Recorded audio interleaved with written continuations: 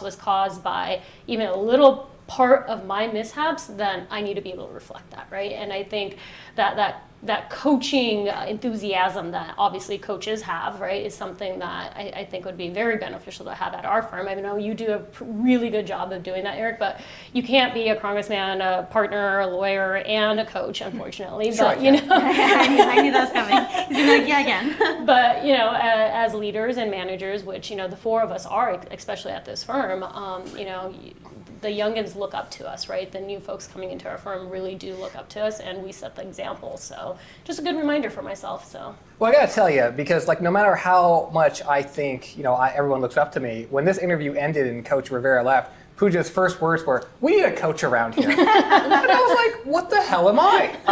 Apparently not a coach enough, it turns out, or at least not in comparison to, you know, Ron Rivera. I guess that's not really much of an insult to myself to be second to Coach Rivera. I mean, look, the guy was obviously amazing, right? And what I loved about him is how he dove right into deserve to win, right? He understands what that mindset means. He understands what it takes. And I got to tell you, you know, athletes, we respect athletes here. Mm-hmm. If you're a D1 athlete and you walk in my door, you're going to have a very good chance of getting hired. Why? Right? People in the broader world, they think of athletes as not that bright. That is ridiculous. No. If you are a D1 athlete, not only does your brain work faster than most people's, because it has to, right? You have to be able to execute physically in a blink of an eye, and guess where that comes from? That comes from your mind, right? And then they drill, and then they hit the mark, and then perhaps most importantly, they sacrifice, right? In order to operate, this is what Brittany was getting at, this is what Pooja was getting at, in order to operate as a killer at the highest level on any team, anywhere, it is about putting the team and the objective, ultimately the objective above yourself.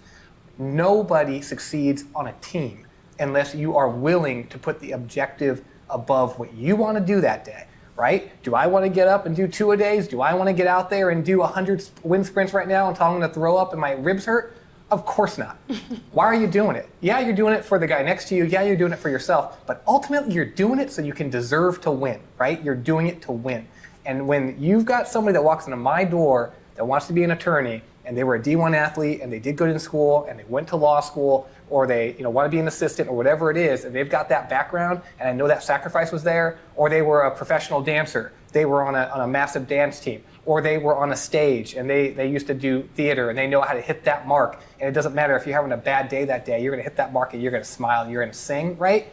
Those are the people that I want working with me because they know how to sacrifice, right? Ultimately, deserving to win comes down to sacrifice for the objective. And I am so proud to say we've got a team that does nothing but that around here. And therefore, most of the time, almost always, we do not only deserve to win, but actually pull it off. But man, when we don't, does it piss me off. But the one place where I'm going to win is, of course, future congressman, District 47. And having guys like Coach Rivera here only just kind of fire me up more. I'll just close with this. You saw how happy he was when he found out that Trotman Amin was going to come in and provide some NIL money. Look, we love the school, we love the program. I would encourage you, if you're listening, not only to donate to the Trotman for America campaign, which you should definitely do, make a difference for your country, obviously, but make a difference for your school as well. And if you're in a position where your company can back your program, your school, you should do it.